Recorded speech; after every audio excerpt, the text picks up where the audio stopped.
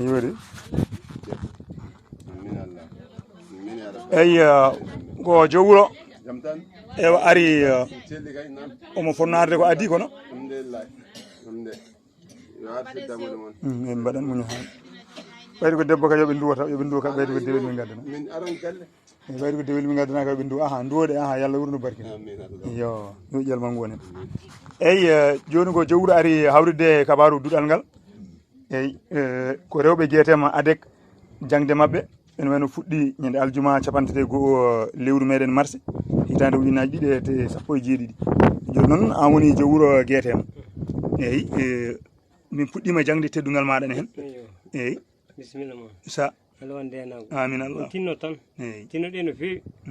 kaddi tinnare tinnoɗe hunde kay wata nane tan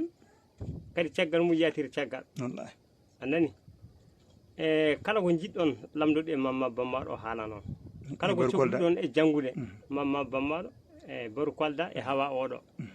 kala ko jiɗɗon hen so lamdi mabɓe ɓe kalnanno so jamma so ñalawma kala nde garɗon kala ko jiɗɗon hen lamdoɗe ɓe kalnanno sago Allah sago Awa Diallo oɗo ko Sileye Amadou Ba ko kanko woni jowuro guetema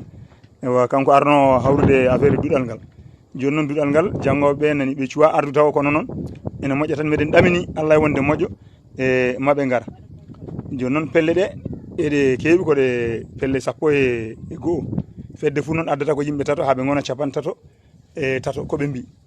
eyyi joni noon ɓe cuwa ardu taw ko ari ko ko yimɓe nogas ari hande